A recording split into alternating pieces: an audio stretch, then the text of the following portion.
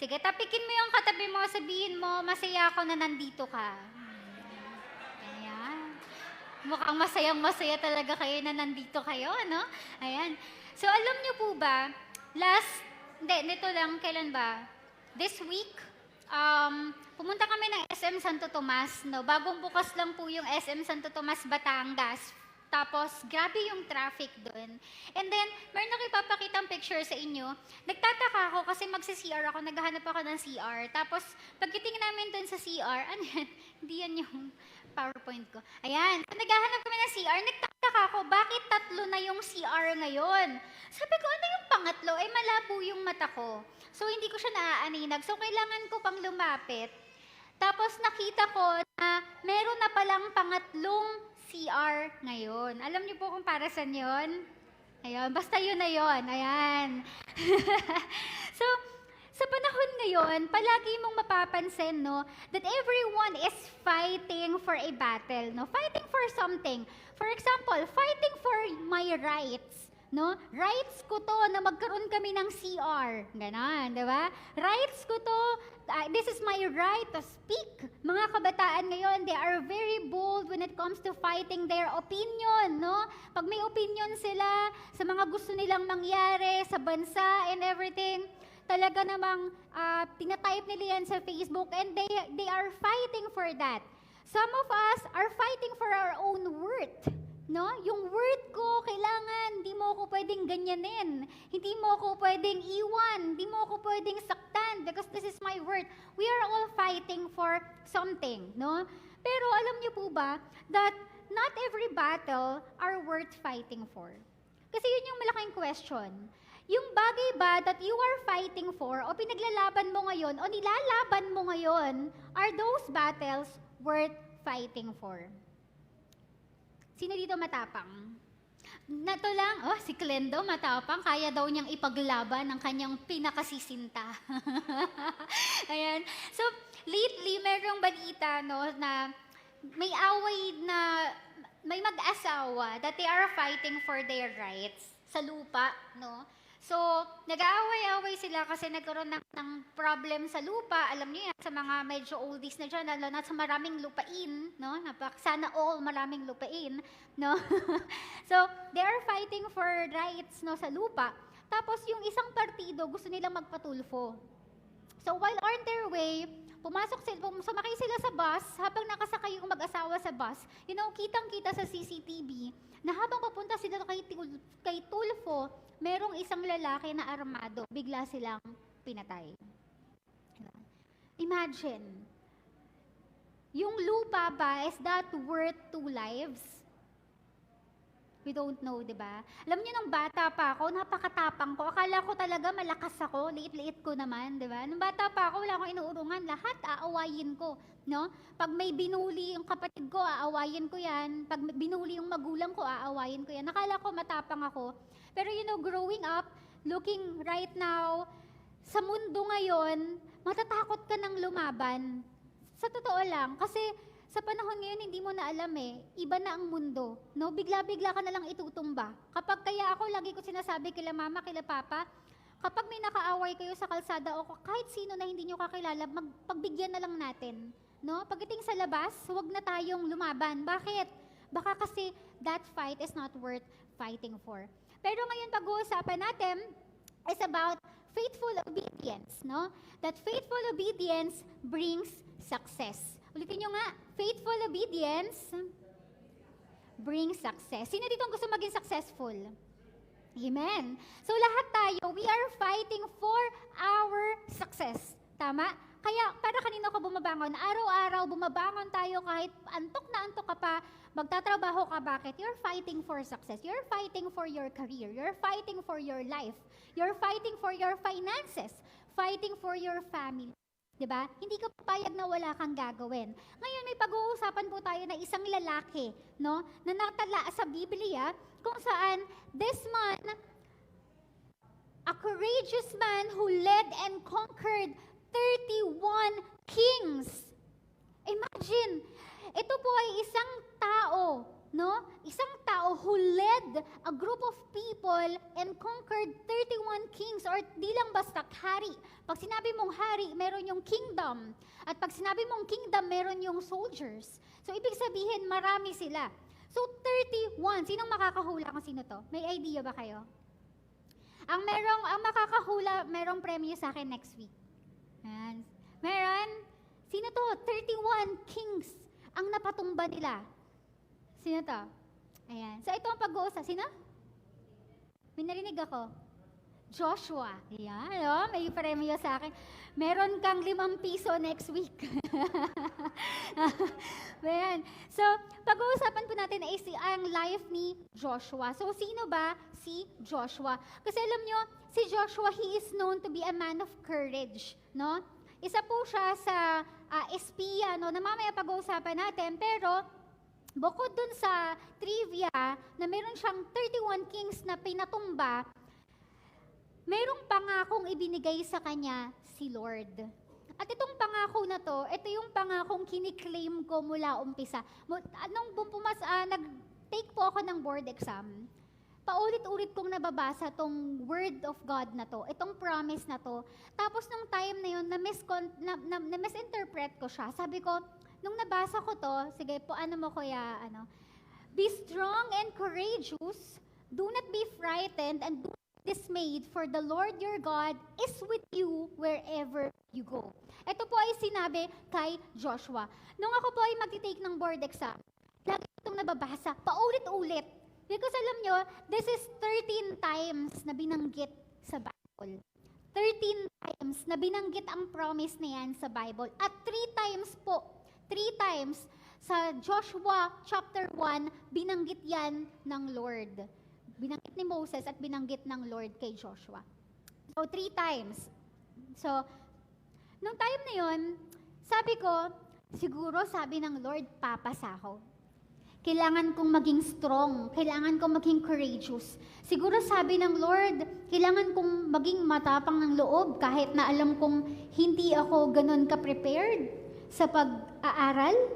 Kahit alam ko na hindi, parang masyadong malakas. Kahit alam ko na hindi ganun ka ready, no? Yung studies ko nung time na yon, papasa ako. Yun yung nasa isip ko. Kasi sabi ng Lord be strong and be courageous. Hindi ako madidismaya at hindi ako dapat ma-discourage. For the Lord will be with me sa board exam. Yun yung nasa isip ko ng time na yun. Pero you know what? I failed the board exam. Nag-fail ako. So itong promise na to, kay Joshua lang ba talaga siya? Or pwede ba natin siyang angkinin? Kasi nagba-Bible study kami, may mga Bible phrases, or may mga Bible promises na hindi natin pwedeng i-claim because it is specifically given for a group of people or for a person lang talaga. Pero itong verse na to, is it for us? Is it for you? Or for me? Okay, yun po yung pag-uusapan natin ngayon. So si Joshua po, his name was before Oshea or Jehoshua, no? Before siyang naging Joshua, kasi nung time na yun, uso po yung pinapalitan yung pangalan, no? According sa calling mo, no? Nung time na yun, ang tunay niya pong pangalan ay Hosea or Jehoshua. He is the son of Nun, at una siyang lumabas nung time ni Moses. Kasama po siya ni Moses doon sa Egypt. When they walked on the Red Sea, nung nakita niya yung plugs na pinadala para mapapayag si Pharaoh, nakita niya yung pagbaba ng mana, nakita niya lahat yon. Nakita niya lahat ng miracles with Moses. So si Joshua, sa Egypt pa lang, kasama na siya ni Moses. And then, nung time na nandun sila ni Moses, si Moses po, siya ay tinawag ng Lord. Ang promise kay Moses, sabi ng Lord kay Moses, Moses, you will draw the Israelites out of Egypt. Kasi nung time po na yon, ang Israelites po ay captured ng Egypt, no? So na-capture sila ng Egypt for so long.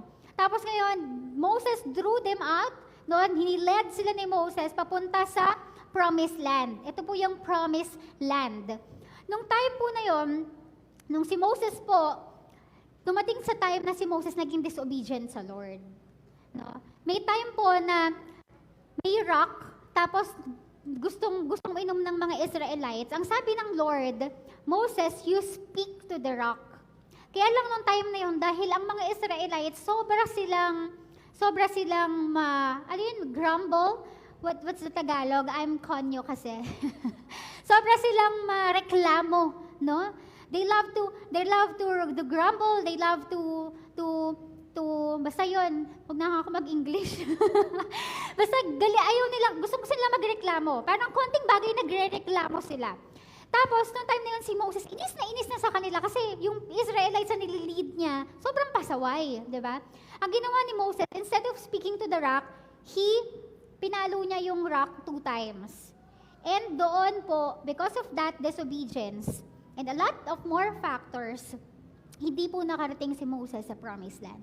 Imagine, tinawag ka ng Lord, inilid mo sila out of Egypt, pero along the way, hindi ka nakarating sa promised land. Moses died. He saw.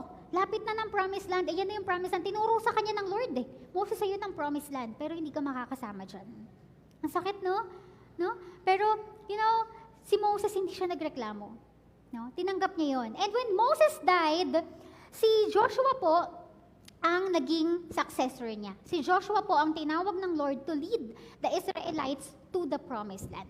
So ngayon, unang lumabas po si Joshua sa Numbers 13. Nung time na si Moses, malapit na sila sa promised land, sabi ni Moses, pipili ako ng 12 spies, 12 espiya. Tignan nyo kung anong meron dun sa promised land. Tignan nyo kung ano yung makikita nyo dun, then report nyo sa akin. So, yung 12 na spies na yun, pumunta dun sa promised land, okay? Nauna na sila, tinignan nila, okay? And then, bumalik sila. May una pong 10 bumalik. Okay?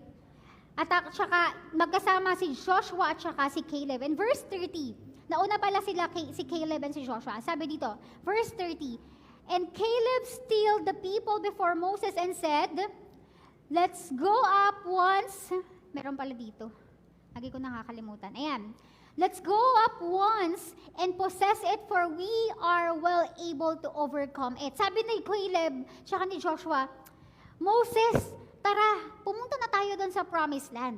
Kasi kayang-kaya natin yun. Kayang-kaya natin yun i-conquer. Kaya nating ma-overcome yun. Punta na tayo sa promised land. Kasi may promise naman sa atin si Lord eh. Siguro ganun yung sinasabi niya. Pero, but the men went up with him and said, yung 10 tao, yung 10 spiya, anong sabi nila? Hindi tayo pwedeng pumunta doon, Moses. They are stronger than us. Mas malalaki sila sa atin. They brought up evil report, no? Ito pa yung mga sinabi nila. They brought up evil report. Sabi nila, yung mga tao doon, they devour their inhabitants. At ang lalaki nila, sobrang lalakas nila, sobrang gagaling nilang sigurong lumaban, no? Sabi niya, may mga higante pa. At kung titignan mo at ikukumpara tayo, Moses, sa kanila, para lang tayong tipaklong. Ganun talaga yung word nila. Para tayong grasshopper sa paningin nila. Kayang-kaya nila tayong lipunin. Kaya sabi nila, huwag na tayong pumunta sa promised land, Moses. And then, that's the time na nagreklamo na naman ng mga Israelites, bakit ba tayo inalis ng Lord sa Egypt? Okay na yung buhay natin doon. Pero you know what? Anong sabi ni Joshua? In Numbers 14 verse 7, the land which we passed through to spy it out is an exceedingly good land. Sabi niya, maganda yung land na pinromise sa atin ng Lord. If the Lord delights in us, kapag ang Lord ay nag-delight sa atin, natuwa sa atin, He will bring us to the land and give it to us. Kapag na-honor si God sa atin, pag natuwa si God sa atin, ibibigay niya sa atin yun, Moses. Sabi niya, a land that flows with milk and honey. Imagine, 10 silang pumunta. Yung 2, sabi nila, maganda ang pupuntahan natin. Ang ganda dun, Moses. Kayang-kaya natin yun. Yung 10 ang sinasabi, hindi, Moses, malalakas sila. Ang pangit ng lugar. No? Masasama sila. Hindi natin sila kaya. But sometimes, we are so focused on the problems. Sometimes, no, ang nakikita natin yung problema, ang laki ng kalaban, ang pangit ng lugar. Minsan, hindi na nakikita natin sa buhay natin, no? Ang hirap ng buhay, hindi natin kaya yung exam, hindi natin kaya yung problema natin mag-asawa, hindi natin kayang kumita ng pera, we are not able, yun yung nakikita natin. Pero si Joshua at si Caleb, they are two courageous men na sinasabi, di, kaya mo yan. Kaya natin yan. Maganda ang promise ng Lord. May pangako ang Lord eh. Di ba Moses, sinabi sa'yo ng Lord, ibibigay yan sa atin ng Lord. Kayo ba, naniniwala ba kayo na may pangako sa inyo ang Panginoon? Amen. May pangako sa atin ng Panginoon. And then, anong sinabi ni Joshua dito sa verse 9? Only do not rebel against the Lord.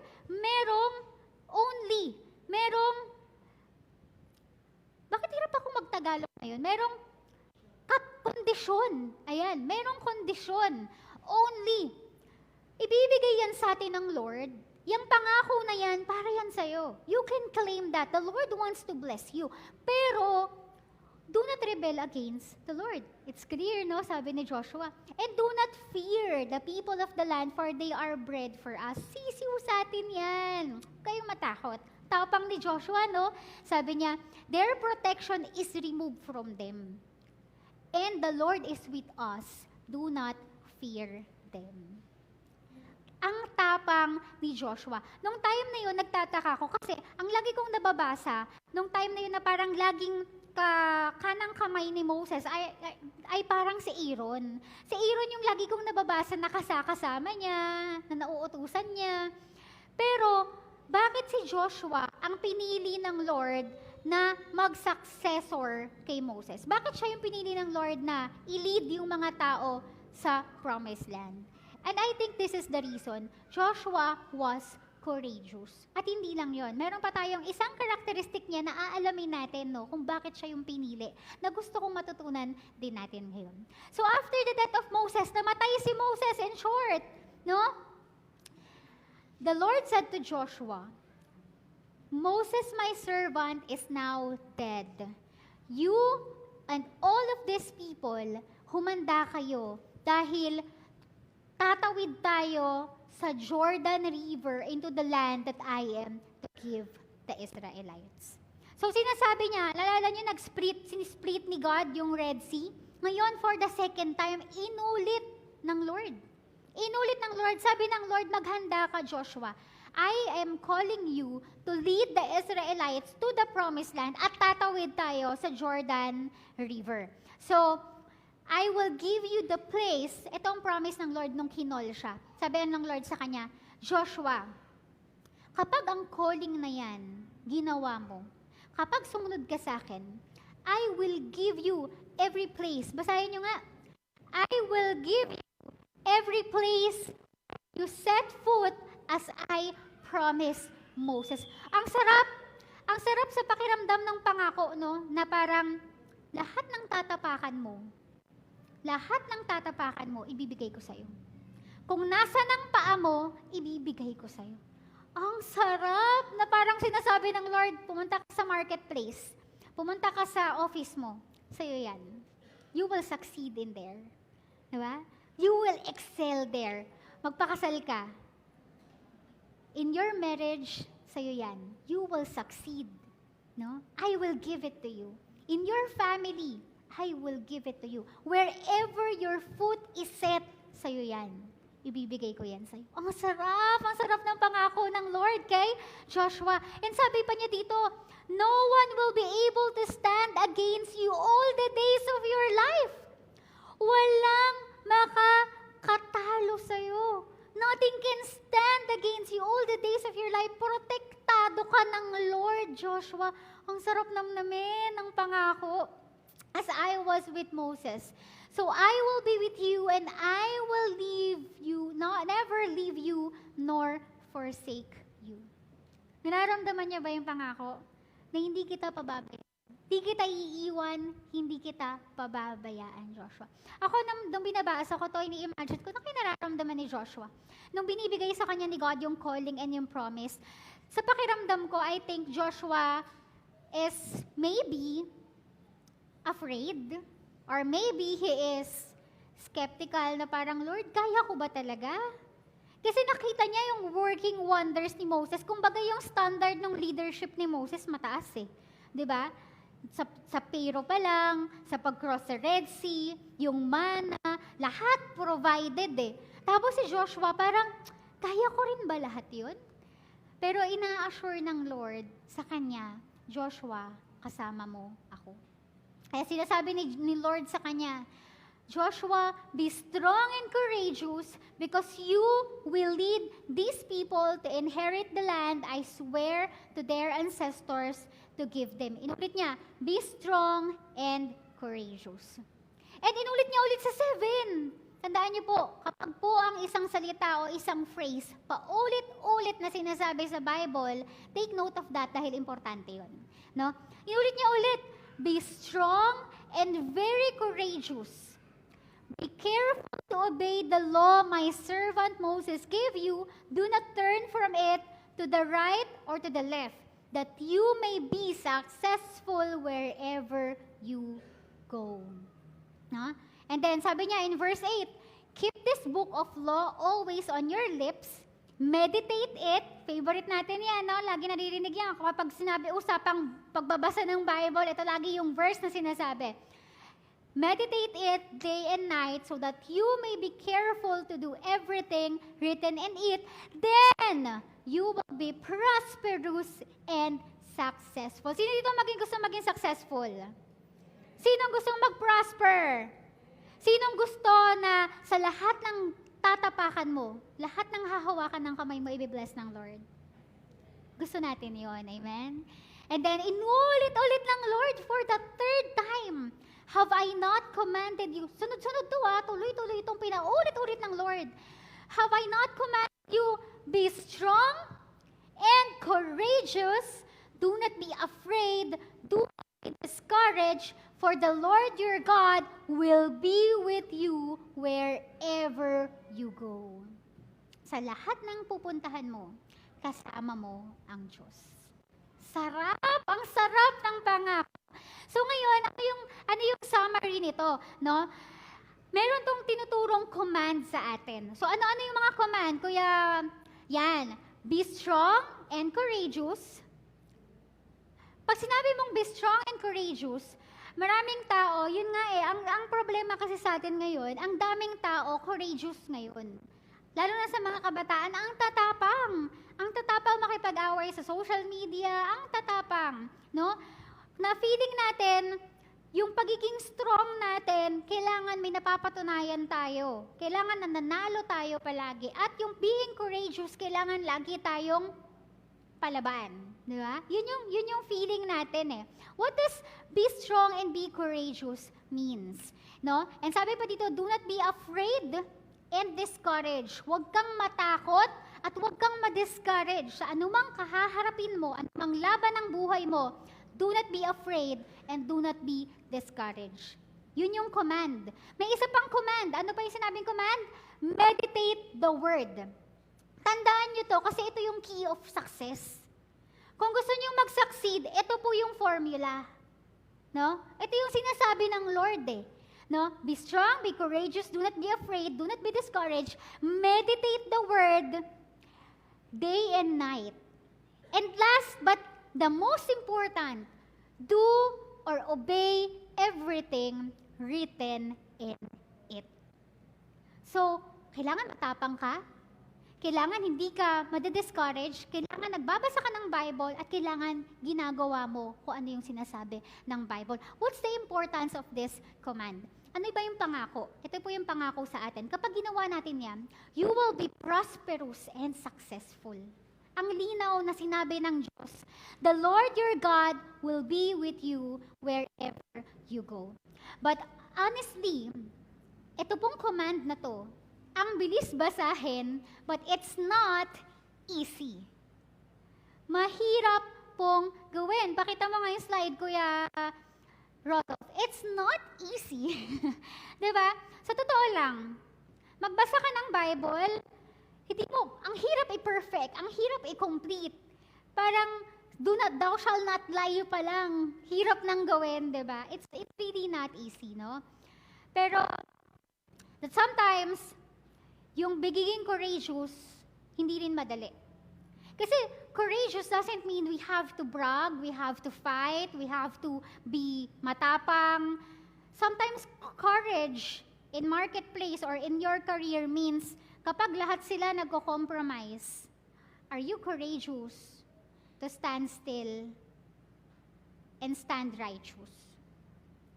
Kung yung 10 espiya sinasabi na Moses, hindi natin kaya, mag-go with the flow ka ba? O you will stand na hindi kaya natin yan?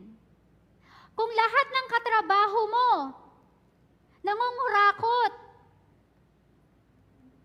kaya mo bang mag-stand na hindi? Kailangan kong gawin ang tama. Meron nagsabi noon, matagal na yon, may boss ako na nagsabi, ang business different yan sa ministry. Sa negosyo, pwede kang mag-compromise. Okay lang yung mga monkey business, okay lang yung mga under the table, okay lang yung mga wala kang permits.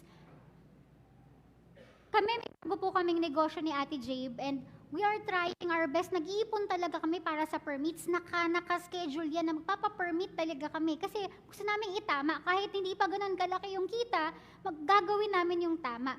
Kasi you know what? That's courage. Courage means kahit hindi mo pa alam kung mananalo ka, gagawin mo pa rin yung tama. That's courage. Kapag basak school, lahat ng kaklase mo nangongopya, kaya mo bang maging matapang na kahit bumagsak ka, basta tama ka? That's courage.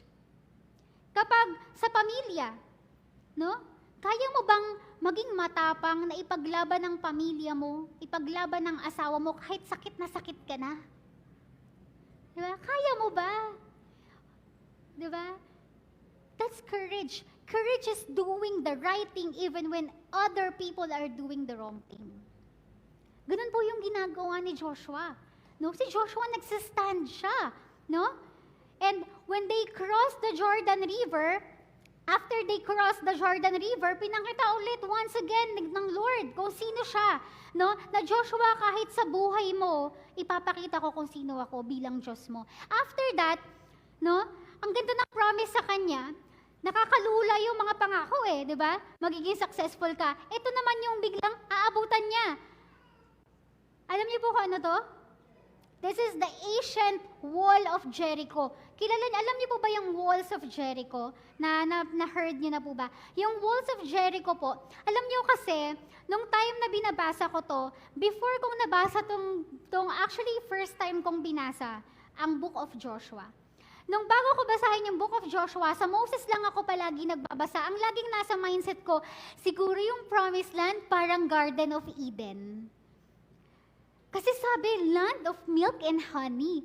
Ibig sabihin siguro, maraming honey doon, may mga honeybees, maraming bulaklak, maraming prutas. Tapos, chill-chill na lang sila, sarap ng buhay nila after doon. Kumbaga yung promise ng Lord, yun na.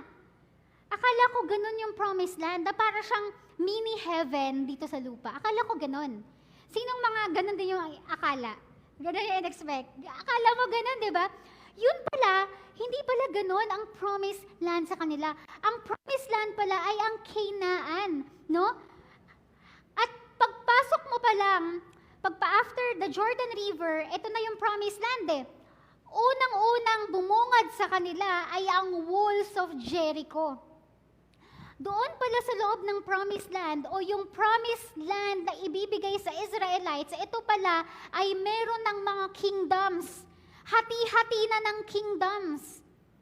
Hati-hati ng kings, hati-hati sila ng mga soldiers. Kumbaga, pagpasok nila, alam niyo kung ano pang kailangan nilang gawin?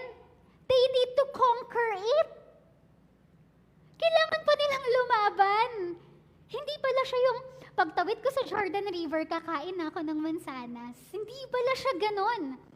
Minsan sa buhay natin, kapag binigyan tayo ng promise ng Lord, akala natin it's always easy. Di, sabi ng Lord, magsasucceed ako Sabi ng Lord, papasa ako sa board exam Kahit di ako mag-aral, papasa ako sa board exam. Hindi pala ganun. You have a work to do. You have something to do. the Lord will be with you. Ibig sabihin, hindi yan ipipave ng Lord para sa'yo lahat. You have a work to do to get that. At pagpasok ng mga Israelites, for sure, kasi nung time na yun, ito po, alam niyo po ba na itong wall of Jericho, ito po ang tinaguri ang pinakamatibay na establishment nung time nila. Kasi ito po ay gawa sa bato. This is made of stone at sobrang taas po nito at double-walled po siya, 2 walls. So nung time na yun, ang mga Israelites, ano lang ba sila? Kumbaga parang tayo, normal na mamamayan, slaves of Egypt. Wala tayong bulldozer para basagin yung wall. Wala tayong kahit anong gamit para basagin yung wall. Ang hirap, sige nga, kaya niyong tumipag ng concrete, gamit kamay, hindi. Wala silang kakayahan. So siguro pagdating nila doon, oh, ito na ba yung promised land? Paano natin mapapabagsak yan, Joshua? Diba? Siguro ganun yung nakaisip ng mga Israelites. Pero alam niyo po, then the Lord said to Joshua, nagbigay ng command si Joshua ulit, see, I have delivered Jericho into your hands. Pinapakita pa lang ng Lord yung Jericho, pinapakita pa lang ng Lord yung walls ng problema. Sinasabi ng Lord sa kanya, Joshua, nakikita mo yan? I have delivered that to your hands. Napagtagumpayan mo na yan. May problema ka ba? Sino ito may problema? Ngayon pa lang sinasabi ko na sa'yo, napagtagumpayan mo na yan. Along with its king, its fighting men, sabi ng Lord, Joshua, all you need to do is to march around the city. You march. Favorite na favorite ko yung kanta nung sa listener kids, favorite ni Sela yun, ano yung kanta yun, love? I may never march, but I am the Lord's army. Kapag tumugtog yun, ang anak ko, gumaganon-ganon na yan. I am the Lord's army, yes sir. Ganon. So yun ang pinapagawa ng Lord sa kanila, di ba? May intermission pa. Kung ba naman tulugan nyo pa ako, talaga naman. So sabi ng Lord, mag-march kayo, okay? March around the city with all the armed men. Kasi nakahanda yung mga men eh. Kumbaga armado sila eh. 'Di ba? Tapos ang laki ng wall. Okay? Do it for 6 days. 6 na araw. Magmarcha lang kayo. Siguro nung time na yun, kung ako si Joshua, bakit ako magmamarcha? Anong gagawin ko, Lord? Bakit kami magmamarcha? Anong sense ng paglalakad around the walls? Anong sense? And then sabi ng Lord, have 7 priests, 7 priests, carry the trumpets, magdala kayo ng trumpeta, of ram's horns in front of the ark, and on the 7th day, march around the city 7 times. On the 7th day, magmarcha ulit kayo at magdala kayo ng trumpeta. So, nung time na nung binabasa ko to, okay, anong gagawin ng Lord? Bakit? And minsan nararanasan din natin yun sa buhay natin, no? That sometimes, ang Lord, may binibigay siya sa yung instruction. At ang instruction na yun, minsan, it doesn't make sense sa buhay natin. Parang, nalala ko dati, nung time na maraming nanliligaw sa akin, gaganto-ganto lang ako, pero maraming nanliligaw sa akin. Maraming nanliligaw sa akin nung time na yun. And nagkaroon ako ng instruction sa Lord. Ang sabi sa akin ng Lord, lahat ng manliligaw ko, bastedin ko. Eh, nung time na yun, gustong-gusto ko na mag-boyfriend. Ready na ako eh. May work na ako, stable na ako, tanda na ako, di ba? Mukha lang po akong bata, pero 29 na po ako. Sa akin nun, bakit? Nung sinabi yun sa akin ng mentor ko, tapos na-receive ko yun sa word ng Lord, Lord, bakit? Paano ako makakapag-asawa eh? Ito na nga, may mga nanliligaw na nga sa akin, oh. Tapos mga okay naman sila. Lahat yun bastedin ko. So, nung time na yun, parang, Lord, it doesn't make sense. Ayoko siyang gawin. Bakit? Gusto ko na mag-boyfriend eh. Gusto ko na mag-asawa, char. Tapos, nung time na yun, sabi ko, sige, Lord, susunod ako sa'yo. Alam niyo ang ginawa ko, lahat ng nanliligaw sa akin, binasted ko. Tapos, yung asawa ko ngayon, tinanong ko siya, nanliligaw ka ba sa akin? Sabi niya sa akin, hindi. Pero nagpapadala ng bulaklak, ng chocolates, teddy bears. Sabi ko, ano tong pinapadala mo sa akin? Sabi niya, I just want to keep you. Pero gusto ko sa right time. Diba? Nung time na yun, di ko siya mabasted-basted. Kasi di naman siya nanliligaw eh. So, anong nangyari? Lahat na nanliligaw sa akin na hindi ko na nakausap. Siya na lang ang nag-iisang nire-replyan ko. Yun pala, yun ang plan ng Lord. Boom! That sometimes, ang mga instruction ng Lord, it won't make sense for you. Pag sinabi ng Lord, iwan mo yung trabaho mo, Lord, ang laki ng sahod ko eh. Ba't ko ito iiwan? Walang kakainin ng pamilya ko, hindi iwan mo yung trabaho mo. I have something better for you. Iwan mo yung boyfriend mo. Bakit, Lord? Ang gwapo nito eh. I have something better for you. Sometimes it won't make sense. May mga ipapagawa sa iyo ang Lord na akala mo walang kwenta, na magmamarcha ka lang, pero hindi mo alam kung anong gagawin ng Lord. Alam mo kung anong ginawa ng Lord? Nung time na ginawa nila exactly what God told them, kusa pong nag-collapse ang walls of Jericho. Walang dahas, walang kahit anong ginawa ang Israelites. Kusa pong bumagsak ang walls of Jericho. And it is God. That sometimes, God wants you to stay still. Minsan may mga battle na hindi mo na dapat nilalaban. May mga battle na isurrender mo na lang sa Lord. Gawin mo na lang kung anong pinapagawa niya. Pag sinabi ng Lord, magpahinga ka, magpahinga ka. Pag sinabi ng Lord, bitawan mo, bitawan mo. Pag sinabi ng Lord, tigilan mo, tigilan mo. Kasi may ginagawa ang Diyos para sa'yo. Diba? Grabe. Imagine. Diba? And they were able to conquer Jericho.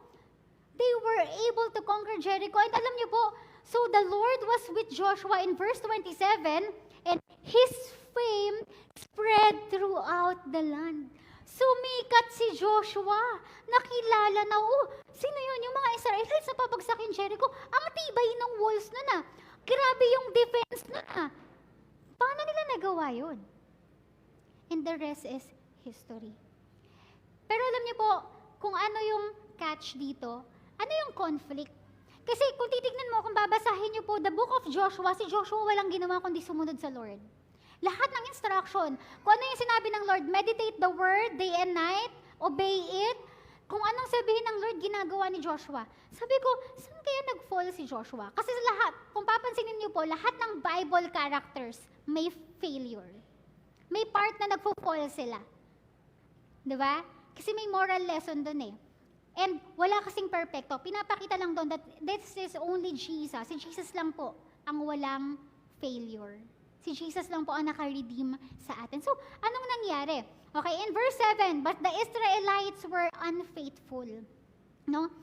Regards to the devoted things, ang utos sa kanila, yung mga makukuha nyo na mga silvers and golds and bronze, kunin nyo yun at talagay nyo sa treasury. Para sa Lord yun. Para sa Lord, okay? Minsan mga tithes, no? Tithes na lang, hindi pa maibigay. Sinabing, para sa Lord yan, para sa Lord yan. Anong ginawa ng Israelites? They became unfaithful. Meron pong lalaki na kasama nila Joshua and his name was Achan, son of Carmi, okay? The son of Simri, Achan, son of Carmi, the son of Simri, the son of Sarah, of the tribe Judah. So galing po ito sa tribe ni Judah. He took some of them. Nabulag, no? Parang tights na lang, tapos ang ganda ng sapatos, next week na lang ako magtatahits. Di ba? Parang ganun eh. O kaya naman, minsan sa trabaho, di ba? Minsan, laki ng pera. Alam niyo po kapag accountant kayo, sabi ng nanay ko sa akin, anak, mag-accounting ka. Kasi marami kang pera kapag accounting ka. Yun pala, marami akong bibilangin na pera, pero hindi sa akin. At kapag accountant ka, minsan alam mo yun, parang, grabe, ang daming pera, sana akin na lang to. Diba? May ganun eh, diba? So, ito po ay nagbulag si Achan. At alam niyo kung anong nangyari? Second kingdom na kailangan patumbahin ng Israelites ay ang kingdom of Ai. No? The kingdom of Ai. But you know what happened? Natalo po sila Joshua. And doon time na yun, nagreklamo si Joshua sa Lord. Sabi niya, Lord, di ba nga nangako ka sa akin? You promised me that you will be with me. Bakit mo pa kami inalis sa Egypt kung papatalo mo lang din kami dito? Sounds familiar, right? Sounds the Israelites. Minsan full of courage tayo, full of faith. Pero kapag dumating ang defeat, pag dumating ang problema, tatanungin mo, Lord, bakit deserve ko ba to? Lord, bakit ko nararanasan to? Akala ko ba mahal mo ko? Akala ko ba may pangako ka sa akin? Akala ko ba gagawin mo akong successful? Pero bakit ko to nararanasan? Yun yung tanong ni Joshua. Minsan ba natanong mo na rin yan? Lord, bakit ko to nararanasan? Alam niyo po kung anong nangyari? Sinabi ng Lord, I will not be with you anymore, Joshua, unless you destroy whatever among you is devoted to destruction.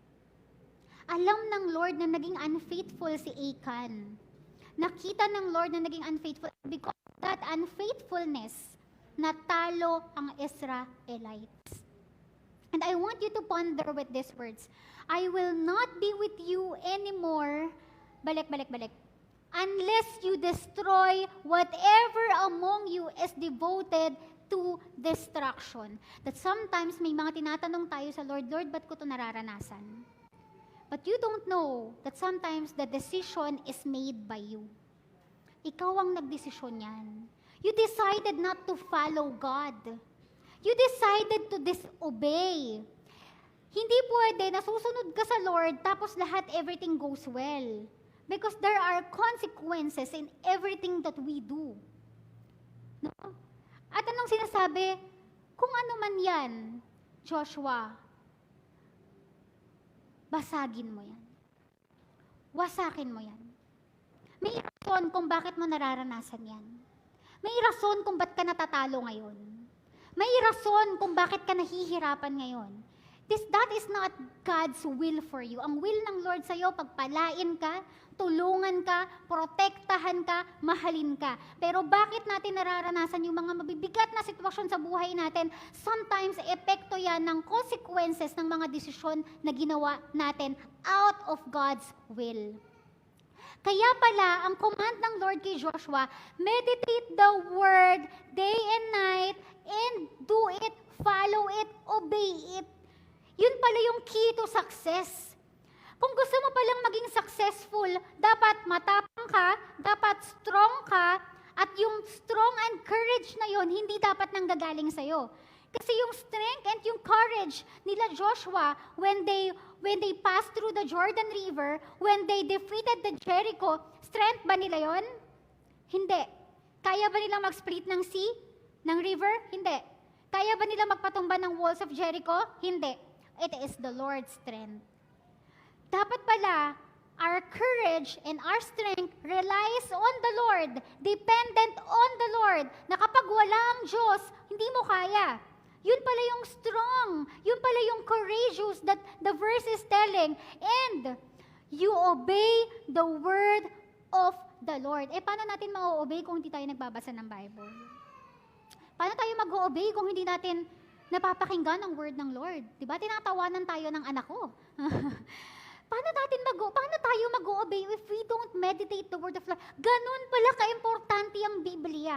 Hindi lang pala siya basta storytelling of everything that happened. It is your way to success. It is your way to prosper. It is the way to blessing. At ang pinaka-importante, it is the way for us to know Christ even more and leads us to salvation.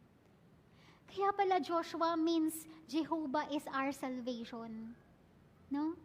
When we do it, pinakita ni Joshua na kapag ginagawa mo ang tama, when you walk on the right things, when you follow the God's word, when you obey it, kapag sumusunod ka, you will succeed. Then the Lord said to Joshua, do not be afraid. Inulit.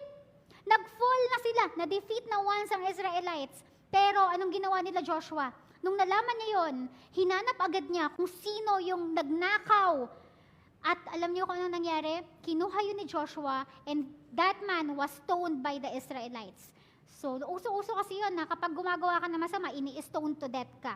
Tinama ni Joshua yung mali. Itong man ang pinangako ng Lord. Then the Lord said to Joshua, do not be afraid. Do not be discouraged. Once again, take the whole army with you, Joshua. Go up. Attack Ai, for I have delivered them into your hands, the king of Ai, his people, his city, and his land. Minsan magkakamali ka ng desisyon. Minsan feeling mo defeated ka na. Minsan feeling mo talo ka na. Minsan feeling mo wala ka ng pag-asa, wala ka ng magawa, nagre-reklamo ka na. But the Lord is good. He is gracious. And once again, sundin mo lang kung anong tama. Bitawan mo lang kung ano yung dapat bitawan. Itama mo lang kung ano yung dapat itama. When we love righteousness, when we walk in the righteousness, I tell you, everything will be delivered to your hands. Yun ang success, di ba? And the rest is history. Joshua conquered 31 kings. Grabe. Walang talo. Straight win. Simula nung ginawa nila Joshua yung tama at hindi na sila nagpasaway, 31 kings was delivered to their hands. Masasabi mo ba na successful si Joshua? Yes. Ano ba ang basihan natin ng success? Ang success ba yung dumami yung pera mo? Parang si Achan? Nakapagsubi ka para sa sarili mo, dami mong pera? That's not success. That's bound for destruction. That's bound for defeat. Kapag nagko-compromise ka sa trabaho mo, sa asawa mo, sa buhay mo, in everything that you do, kapag hindi natin sinusunod ang word ng Lord, that is bound to be defeated. We are bound for defeat. But once we honor God, we obey the word of the Lord, gaya ni Joshua, we will receive success. Ang success ni Joshua, hindi po pera, hindi po maraming bagay. Although nandun na yun nagkaroon sila ng inheritance na ibalik sa kanila ang lupa na kanila. That is the promised land. That is their land. Pinangako yun ng Diyos sa kanila. No? Pero alam niyo po ang success ni Joshua? Joshua was able to do the Lord's calling for him. Yun yung success. Kasi anong calling ni Joshua? Joshua, lead the people to the promised land. And he did it because he obeyed the Lord. And Joshua 23 verse 3, sabi dito, nung time po, after he defeated 31 kings, ito po ay time na mamamatay na si Joshua. At ito po ang mga salitang iniwan niya. Para sa'yo, para sa akin, para sa atin. You yourselves have seen everything the Lord your God has done. Nakita mo kung ano ang ginawa ng Diyos. Balikan mo what God did yesterday, what God did last month, what God did to Moses, to Abraham, to Isaac, to Jacob, to Joseph, to Joshua. Nakita mo lahat yun. All these nations for your sake, it was the Lord your God who fought for you. Tandaan mo, na sa lahat ng battle na nililingunan mo ngayon, lahat na napagtagumpayan mo ngayon, lahat ng battle na nadaanan mo at natuto ka, it is the Lord your God who fought for you. Not your own strength. Hindi yung kakayahan natin, pero yung kakayahan ng Diyos. No? Because we followed God. And inuulit ito ni Joshua sa atin, be strong, be careful to obey all that is written. Kasi naranasan niya. Na itong ginawa niya to, naranasan niya yung success. Naranasan niya yung prosperous life. Naranasan niya yung mamamatay siya na nakangiti. At nasasabi niya to ng confident siya kasi nanalo siya. Be strong. Be careful to obey all that is written in the book of law of Moses without turning aside from right to left. Now, I am about to go away all of the earth. Sabi niya, mawawala na ako, matanda na ako. You know with all your heart and all your soul that not one of God's promises the Lord your God has failed. Sino dito ang maraming pangakong na-receive sa Panginoon? Sino dito ang maraming pangakong pinanghahawakan galing sa Diyos? I want to tell you that every promise has been fulfilled, not one has failed. The Lord is good. He is good, He is great, and He is the same yesterday, today, and forever.